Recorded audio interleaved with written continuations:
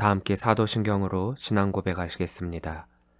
전능하사 천지를 만드신 하나님 아버지를 내가 믿사오며 그 외아들 우리 주 예수 그리스도를 믿사오니 이는 성령으로 잉태하사 동정녀 마리아에게 나시고 본디오 빌라도에게 고난을 받으사 십자가에 못 박혀 죽으시고 장사한 지 사흘 만에 죽은 자 가운데서 다시 살아나시며 하늘에 오르사 전능하신 하나님 우편에 앉아 계시다가 저리로서 산자와 죽은 자를 심판하러 오시리라. 성령을 믿사오며 거룩한 공예와 성도가 서로 교통하는 것과 죄를 사하여 주시는 것과 몸이 다시 사는 것과 영원히 사는 것을 믿사옵나이다. 아멘. 다 함께 찬송가 366장 부르시겠습니다.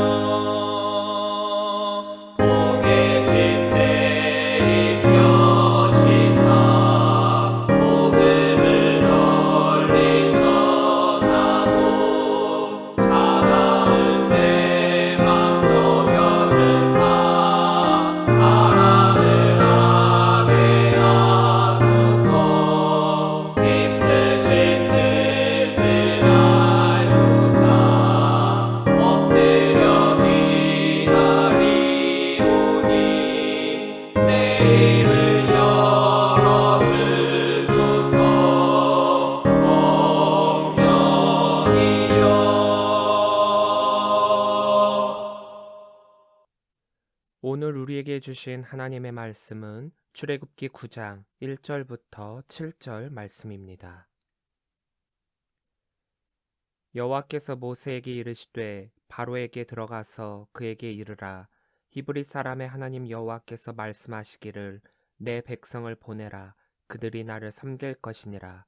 내가 만일 보내기를 거절하고 억지로 잡아두면 여호와의 손이 들에 있는데 가축 곧 말과 나귀와 낙타와 소와 양에게 더하리니 심한 돌림병이 있을 것이며 여호와가 이스라엘의 가축과 애굽의 가축을 구별하리니 이스라엘 자손에게 속한 것은 하나도 죽지 아니하리라 하셨다 하라 하시고 여호와께서 기한을 정하여 이르시되 여호와가 내일 이 땅에서 이 일을 행하리라 하시더니 이튿날에 여호와께서 이 일을 행하시니 애굽의 모든 가축은 죽었으나 이스라엘 자손의 가축은 하나도 죽지 아니한지라.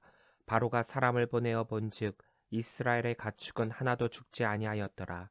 그러나 바로의 마음이 완강하여 백성을 보내지 아니하리라. 아멘. 할렐루야. 예담교회 주일 예배에 오신 우리 성도님들을 주 이름으로 사랑하고 축복합니다. 2015년도에 메르스라고 하는 중동 호흡기 증후군으로 인해서 많은 국민들이 두려움에 떨었던 때가 있습니다. 많은 사람들이 걸린 것은 아니었지만 전염병이었던 만큼 누구나가 걸릴 수 있었기 때문에 두려워했습니다. 공식적으로 집계된 바로는 우리나라 감염자 186명 중에 38명이 이 메르스로 사망을 했고, 그래서 치사율이 19.4%가 되었었습니다. 제가 그 메르스 사태 때 열이 거의 40도까지 올라가고 또 움직일 수가 없고 아무것도 먹을 수 없었던 때가 있는데, 그때 얼마나 아팠던지 겨우겨우 병원에 가갖고 수액도 맞고 며칠을 고생했던 적이 있습니다. 그런데 그때 의사 선생님이 나중에 말씀을 해주시는데, 제가 치료를 받고 돌아간 이후에 병원이 난리가 났었다라고 합니다. 왜냐하면 그때 메르스의 증상이 고열이었고 제가 40도 가까이 열이 났었는데도 불구하고 보건당국에 보고하지도 않았고 또 분리조치도 취하지 않았었다라고 주변 동료들에게 굉장히 질타를 받았었다라고 합니다. 또 교회에서도 제가 열이 높다라고 하니까 다른 사람들한테 피해 줄 수 있으니 교회 오지 말고 열이 좀 가라앉으면 나오라라고 했던 그때가 있었습니다. 물론 저는 메르스가 아니었고 단순 열감기였던 우픈 사건이 되었었습니다. 어느덧 코로나19가 국내에 발생한 지 1년이 넘었고 그 1년 동안 그 이전과는 비교할 수 없는 많은 것들이 달라짐을 경험하게 되었습니다. 생활 반경 전반에 퍼진 전염병이기 때문에 나만 조심한다고 안 걸리는 것이 아니고 나도 모르게 걸릴 수 있기 때문에 나는 전염병이랑 상관없다라고 할 수가 없습니다. 전염병은 굉장한 두려움을 동반합니다. 왜냐하면 거기에는 죽음이라고 하는 것이 관련되어 있기 때문입니다. 물론 앞선 전염병들이 잡힌 것처럼 이 코로나19도 수그러지게 될 것입니다. 그러나 역사를 보더라도 하나의 전염병이 해결되고 나면 또 다른 전염병이 나타나 우리 내 삶을 점점 어렵게 만들고 있습니다. 아무리 과학이 발전하고 의술이 뛰어나다라고 하더라도 제대로 해결할 수 없는 것들이 얼마나 많이 있습니까? 이 전염병에 대해서도 마찬가지입니다. 한두 달이면 끝날 것 같았던 이 코로나19가 끝나기는 끝나겠지만 언제 끝날지 모르는 현재 진행형으로 지금까지 오고 있지 않습니까? 어느덧 애굽을 향한 5번째 재앙이 임하게 됩니다. 바로에게 하시는 말씀은 단 한 가지였습니다. 하나님의 말씀은 언제나 동일합니다. 내 백성을 보내라입니다. 그런데 그럴 때마다 바로는 늘 거절이었습니다. 거절 뒤에 무엇이 있었는지 바로가 모르는 바가 아닙니다. 알고 있습니다. 그런데도 그는 계속 거절을 하고 있습니다. 왜? 알면서도 계속해서 이 재앙을 경험해야 하는 것일까요? 이성적인 판단으로 누가 보더라도 재앙이 계속해서 올 것이라는 것을 안다면 안 오도록 하는 선택을 할 수 있을 것입니다. 그런데 왜? 왜? 왜? 거기에는 인간적 이득의 계산이 담겨져 있기 때문입니다. 하나님은 말씀하실 때 우리들이 선택할 수 있는 기회를 주십니다. 순종이냐, 불순종이냐. 하나님의 말씀하실 때 항상 무조건적인 명령을 하시는 듯한 하나님의 말씀인 것 같지만 우리는 하나님의 말씀을 분명하게 구분할 필요가 있습니다. 그래서 기억해야 할 것은 하나님이 무조건적으로 명령하실 때와 그렇지 않을 때를 구분할 수 있어야 한다는 것입니다. 하나님은 인간의 자유의지를 존중하고 계십니다. 또 우리를 그렇게 창조하셨습니다. 그렇기에 인간의 선택에 대해서 무조건적으로 나무라시지 않습니다. 그 선택에 대해서 잘했다, 못했다가 아니라 그 선택을 존중해 주시고 그 선택에 따른 결과 역시 본인들이 감내하게끔 하고 계십니다. 그러나 하나님과 그 백성과의 관계에 해당되는 것에는 무조건적이십니다. 인간 창조 목적인 하나님을 섬기고 영광 돌리는 그 일에는 무조건적이십니다. 인간을 향한 하나님의 계획하신 가운데서는 무조건적이십니다. 우리가 이해 못할 무조건적인 순종을 요구하실 때도 있으시지만 나중에 결과를 보면 그것마저도 사실은 우리를 살리기 위한 무조건적인 순종입니다. 하나님은 인간을 로봇과 같이 자신의 의지와 상관없이 말을 듣게끔 만드신 것이 아니라 자신의 의지를 가지고 순종하게끔 창조하셨습니다. 그렇기에 자신의 의지에 따른 대가는 또한 우리의 책임이라는 점을 잊지 말아야 합니다. 하나님은 우리에게 자유의지를 주셨기 때문에 우리가 알아서 선택할 수 있는 여지를 남겨놓으셨지만 우리가 잘못된 선택을 했을 때에는 반드시 거기에 따른 책임이 있습니다. 하나님의 형상을 입었고 하나님의 말씀을 듣고 있지만 자칭 신이라 여기는 바로의 선택은 바로뿐만 아니라 애굽에게 있어 커다란 책임을 갖게 하고 있습니다. 하나님의 애굽에게 행하시는 재앙은 그 강도가 점점 강해지고 있습니다. 특히나 이번 다섯 번째 재앙부터는 그 의미가 앞선 재앙들과는 전혀 다르게 됩니다. 앞에 네 가지의 재앙은 불편하기는 하지만 다시 원상태로 돌릴 수 있는 재앙이었습니다. 즉, 하나님이 재앙을 멈추시게 되면 다시금 원상태로 돌아갈 수 있는 재앙이라는 점입니다. 첫째 재앙인 물이 피로 변한 사건은 다시금 하나님께서 피를 물로 바꾸셨습니다. 둘째 재앙인 개구리 재앙을 통해서는 개구리 형상을 닮은 애굽의 신은 우상임을, 그래서 그들로 하여금 스스로가 우상에 대한 무능함과 불편함을 깨닫게 하셨고 또한 몰아내셨습니다. 셋째 재앙인 티끌이 이가 되는 재앙으로는 요술사들의 입을 통해 하나님의 권능을 고백하게 하셨고 없애셨습니다. 그리고 넷째 재앙인 파리 재앙부터는 구별이라는 특별함이 함께하게 됩니다.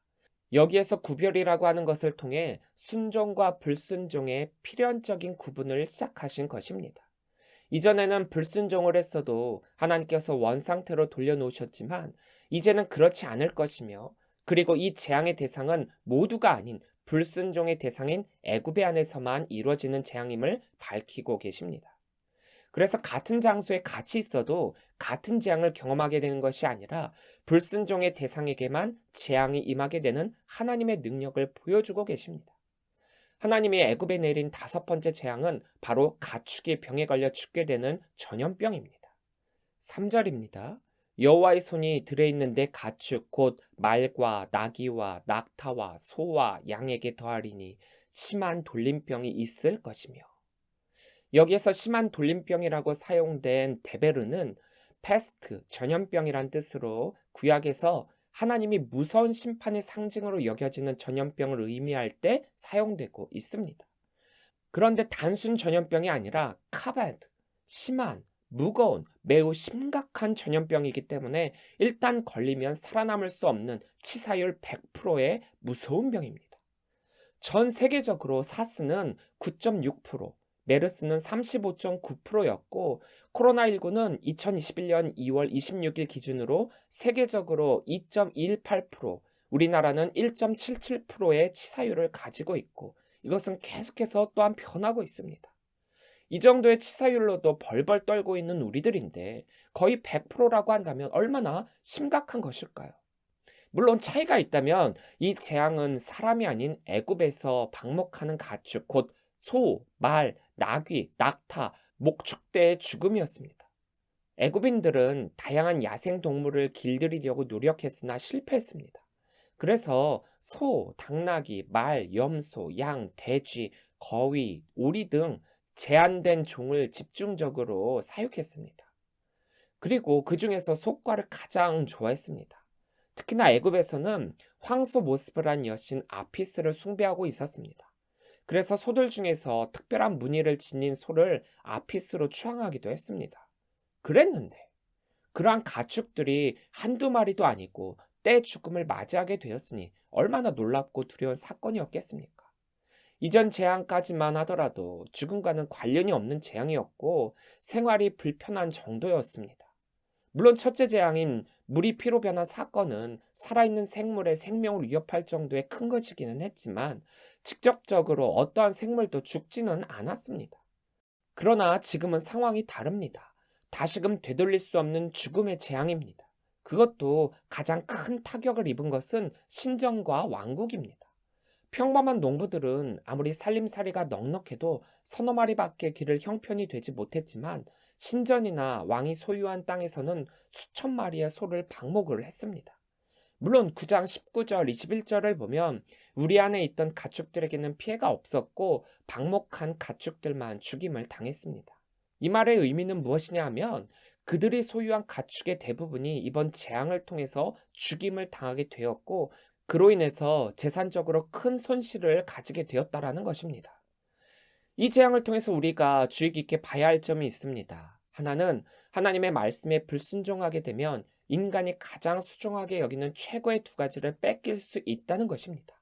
첫째는 생명이요, 둘째는 재산입니다. 이 세상을 살아가는 사람들이 가장 중요하게 여기는 것들이죠. 물론 인간의 죽음이 아닌 가축의 죽음을 통해 그 생명을 대신 경고하고 있는 것이기는 하지만 이것은 앞으로 인간에게도 내릴 수 있는 재앙임을 경고하고 있습니다. 누가복음 12장 16절부터 20절을 보면 이런 말씀이 있습니다.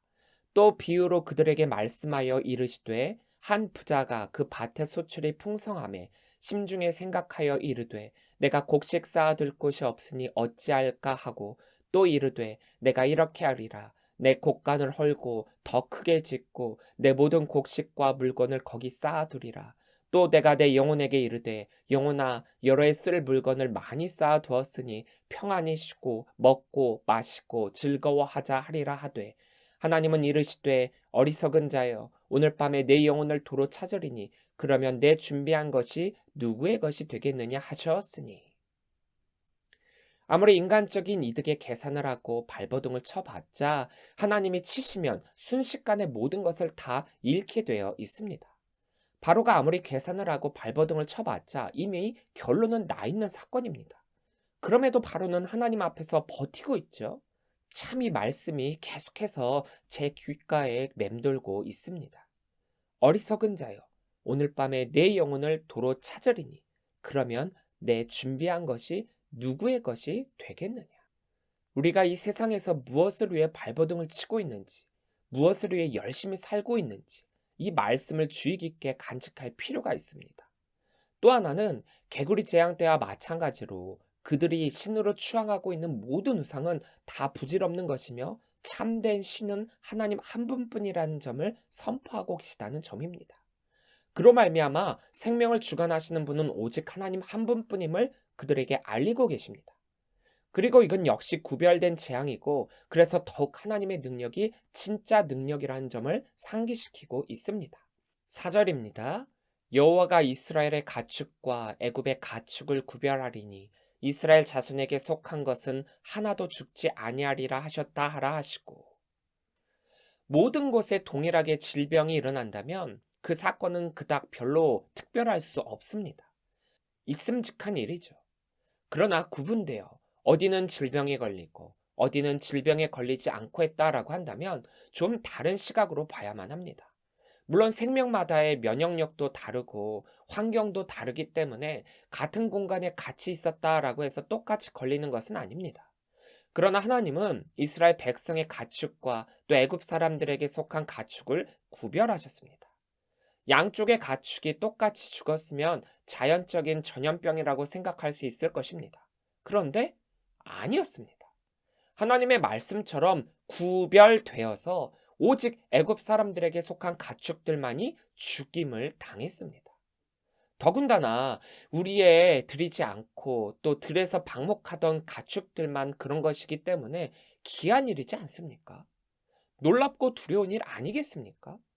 그리고 애굽과 이스라엘이 똑같이 당한 일이라면 우연이라고 치부할 수도 있었겠지만 하나님의 말씀처럼 구별되어진 재앙이 임하게 되었으니 말입니다. 더군다나 생명과 관련된 죽음입니다. 인간이 다른 그 무엇보다도 가장 두렵게 생각하는 것이 바로 이 죽음입니다. 그래서 바로는 사람을 보내 이 일이 사실인가 확인해 보기까지 했습니다. 7절 상반절입니다. 바로가 사람을 보내어 본즉 이스라엘의 가축은 하나도 죽지 아니하였더라. 이전 재앙과는 다르게 이번 재앙은 재앙이 있기 전처럼으로 되돌릴 수가 없습니다. 왜냐하면 생명을 빼앗은 재앙이기 때문입니다. 이전까지의 재앙들은 애굽인들을 괴롭게 하고 그들에게 육체적 고통을 주는 선에서 그쳤지만 이제는 돌이킬 수 없는 가축의 죽음으로 그들에게 직접적인 타격을 주기 시작했습니다. 바로도 이전까지는 행하지 않았던 행동, 즉 직접 확인까지 했다라고 하는 것을 보더라도 마음의 의심과 함께 두려움이 있었을 것입니다. 설마 하나님의 말씀대로 되었겠어? 그러나 그럼에도 불구하고 바로는 그의 완악한 마음을 돌이키지 않습니다. 7절 하반절입니다. 그러나 바로의 마음이 완강하여 백성을 보내지 아니하니라. 이번 재앙은 이전과 확연하게 다르다라는 것을 느낀 바로입니다. 그는 애굽 전역에 전염병이 일어났을 때 정말 이스라엘만 하나님의 징계에서 제외되었는지를 알아보게 했습니다. 그러나 그것이 사실임을 확인한 후에도 바로는 동요하지 않았고 백성을 보내도록 허락하지도 않았습니다. 왜냐하면 그의 마음이 완강했기 때문입니다. 이토록 완악은 무서운 것입니다. 보고 있어도 못 보고 듣고 있어도 듣지 못하며 재앙을 보고도 깨닫지 못하게 됩니다. 그래서 멸망으로 걸어가고 있음을 깨닫지 못하고 계속해서 그 멸망을 향해 걸어가고 있는 것. 우리는 이 완악함으로 인해 하나님을 제대로 보지 못하게 되는 것을 두려워해야 할 것입니다.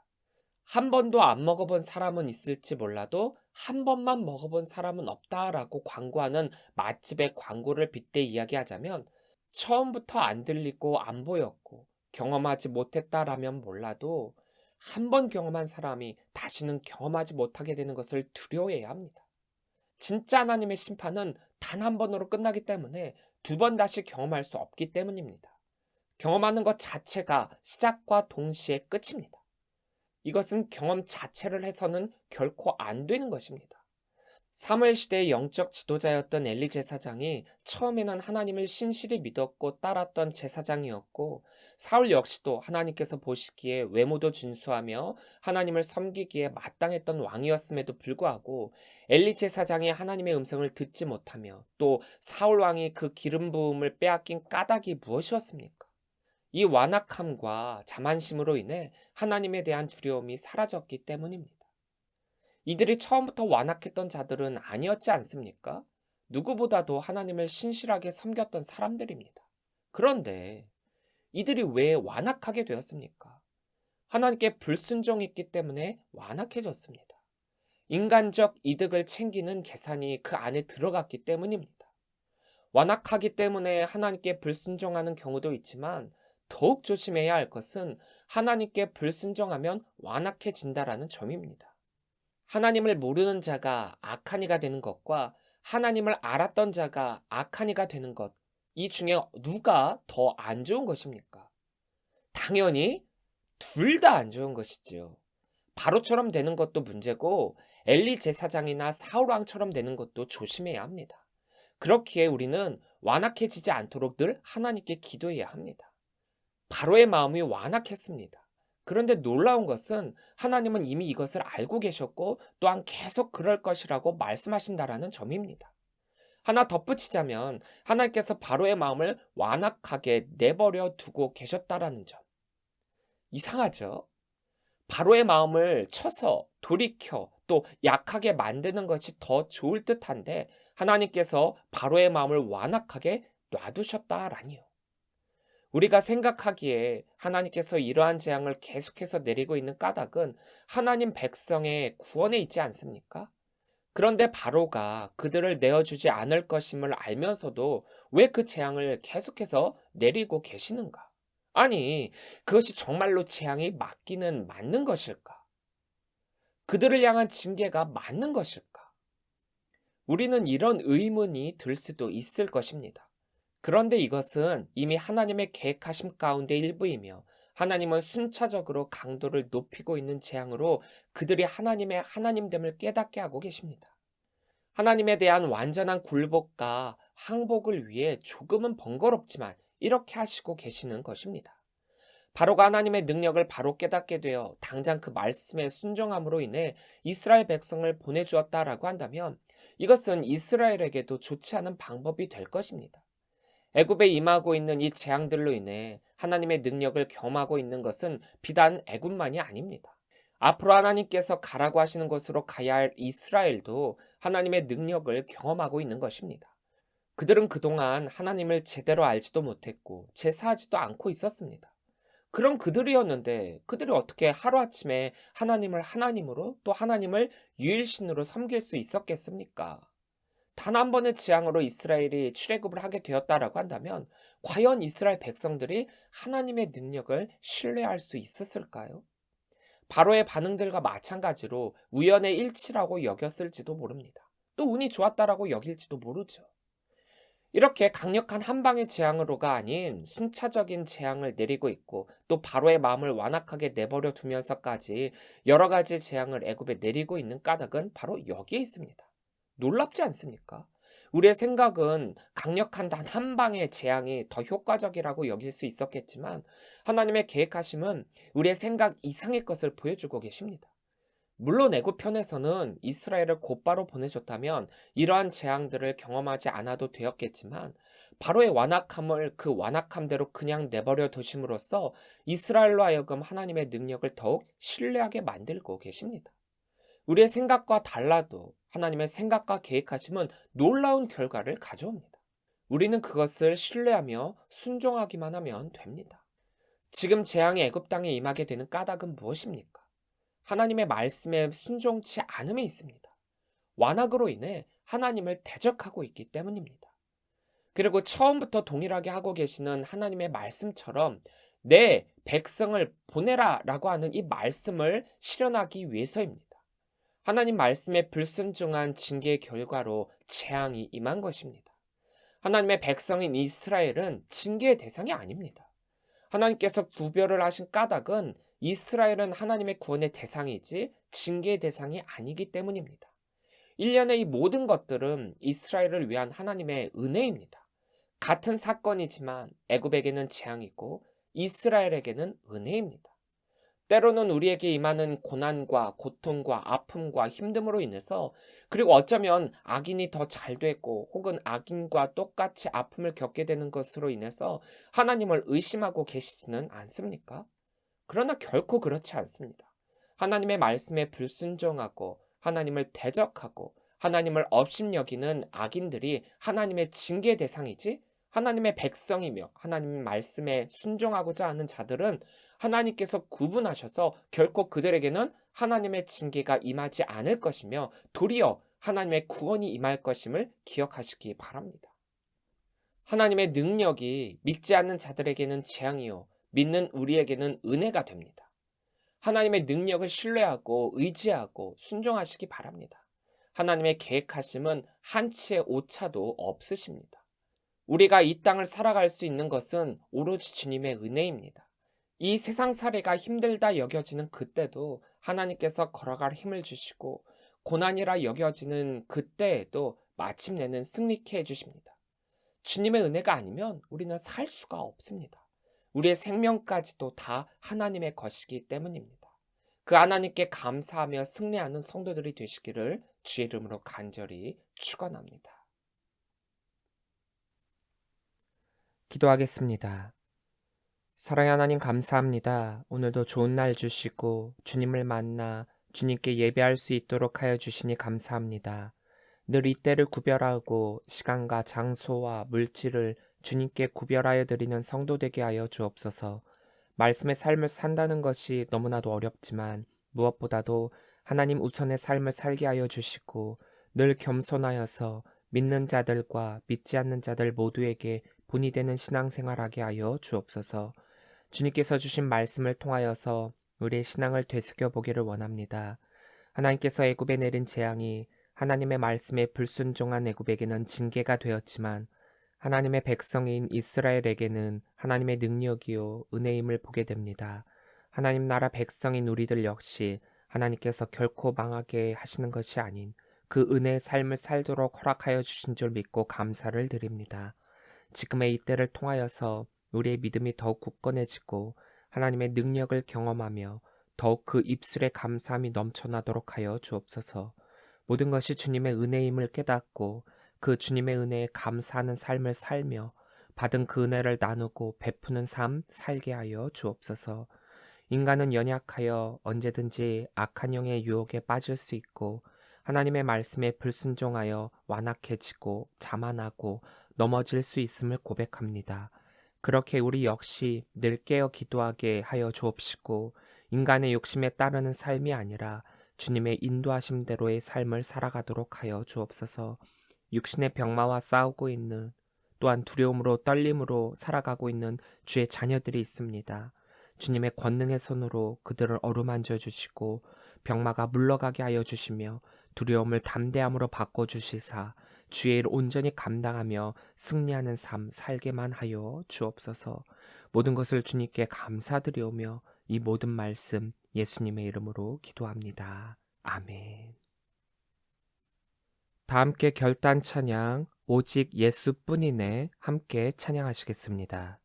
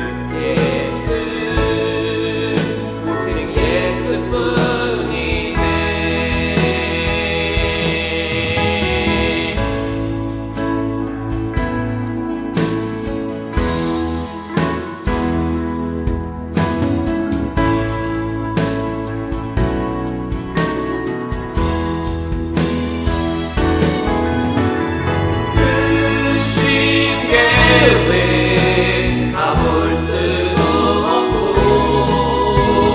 작은 고난에 지쳐도 주께 묻기 나의 모든 삶 덮이고 견디게 하시네. 크신 계획 다 볼 수도 없고 작은 고난에 지쳐도 주께 묻기 나의 모든 삶 덮이고 견디게 하시네.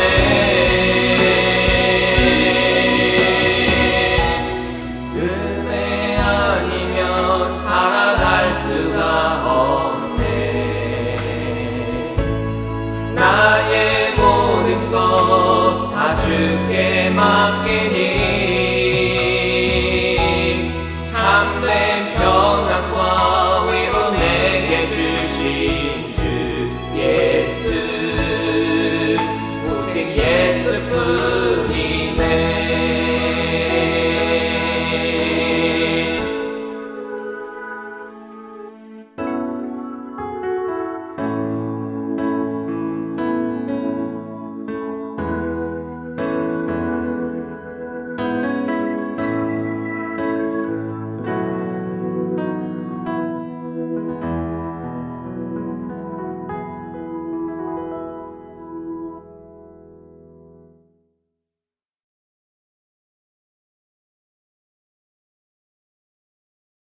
이제는 우리 주 예수 그리스도의 은혜와 무한하신 아버지 하나님의 그 크신 사랑하심과 성령님의 감화감동 역사 교통 내주하심이 모든 생명은 하나님께로부터 있고 모든 것이 하나님의 은혜입니다 라고 고백하는 우리 모든 믿는 성도들 머리머리 위에 지금으로부터 영원토록 함께 하시기를 간절히 축원하옵나이다.